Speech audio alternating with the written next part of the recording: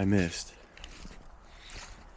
I think I might have grazed his left leg, but I was just to the left of him.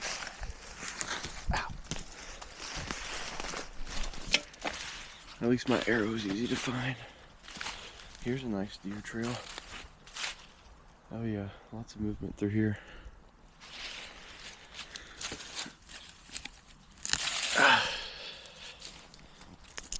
But these rage arrows are pretty cool. Let me put the camera.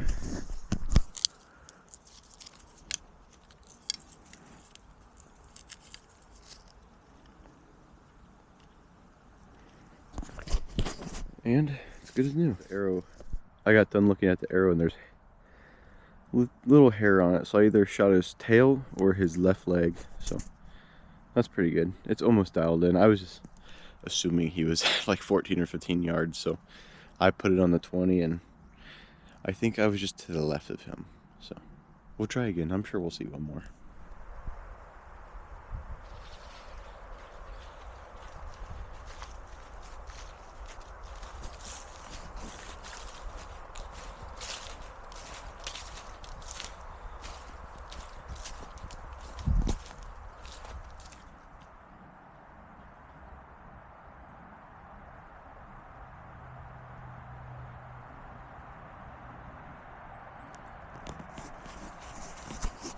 I can hear squirrels running off in the distance. I heard one bark at me, but I'm not going to shoot anything if they're up in the tree, because then I don't know where my arrow's going to go. If they're on the ground cutting, I'll probably take a shot, but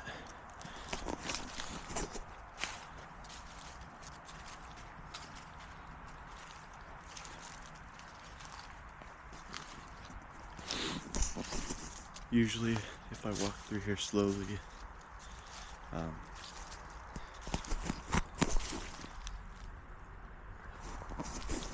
there's a little fun track that's really fresh.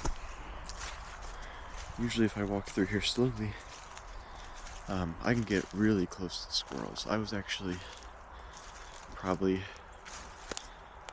5 feet away from one either opening day or the day after opening day, but for gun. And I was really close. And it's not like I'm gonna shoot him with a 300 Win Mag, so. But I'm just going to check the camera for Kelsey because she still has an antler tag. So, and we have a roadkill deer from, it was right before archery season started. So we have that, and then the buck I killed. So she can pretty much just trophy hunt if she wants. It's not like we need the meat because we have 2 in the freezer, and they were both about 160-pound deer, so. I totally lied. There's one in a tree about 25 yards away. I'm gonna do my very best to try to smoke them.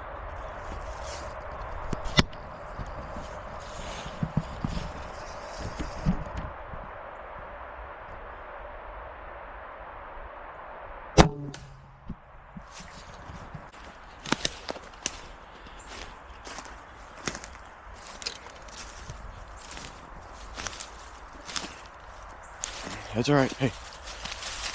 It's okay. I'm very sorry. I feel a little bad. I was aiming for his chest. I was a little low, but at least the meat is salvageable. So his leg should be pretty good, but he didn't die right away. I'm not gonna lie to you. I had to cut his head off. He tried biting my boot. So, yeah, so we'll go clean him up and I'll show Carson how to do a correct gut removal. So.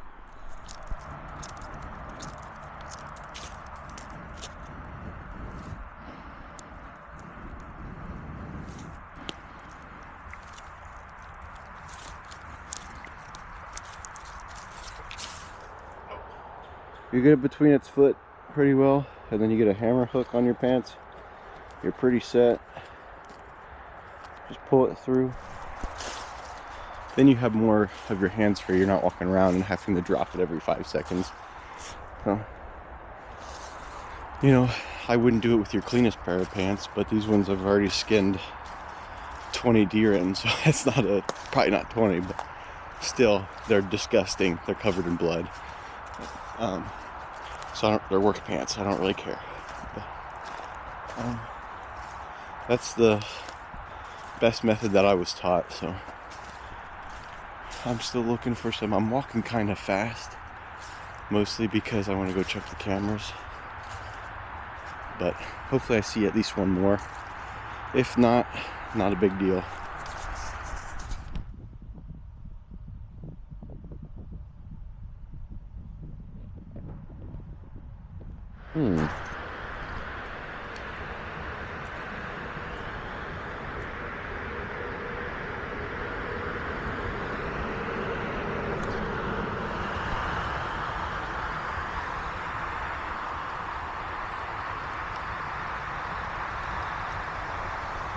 Looks like Kelsey's grandpa's been out here cutting up wood.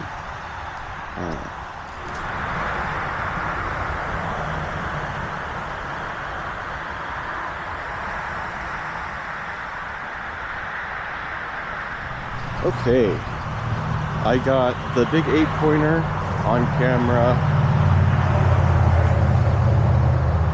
down the lane some more, and on that other camera I just saw big body does and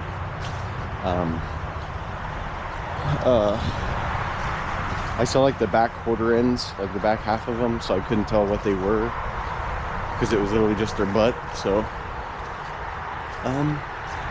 there's still hope. So, and I mean, I know the big 8-pointer's been out in the field a couple times because I've seen him out there, and I'm hoping, honestly, Kelsey can just lean off the porch and shoot him. But yeah, there's still hope for them.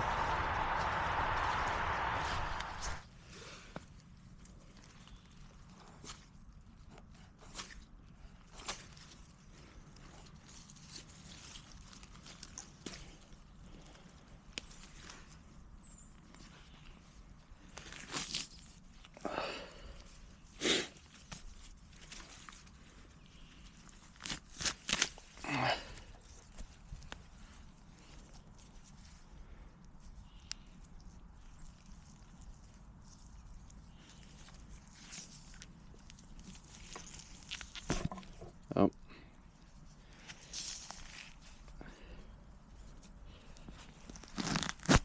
There we go. And I pulled his tail straight off, so you don't even have to salt the end of it.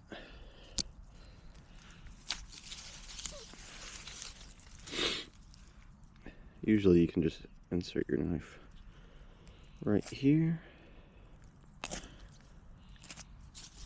That's not very sharp. I need to sharpen it. It's not like it matters because there's a hole in its stomach, but just for show.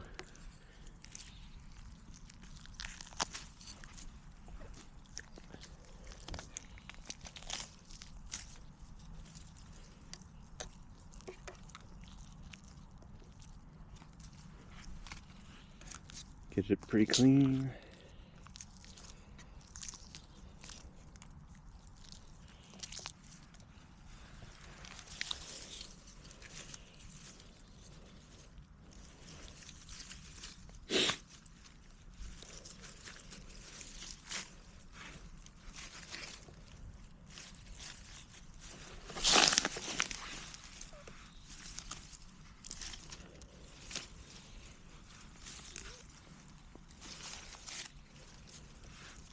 Cut its nuts off.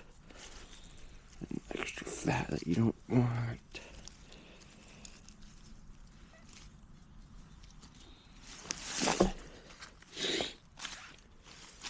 And then just break its legs off.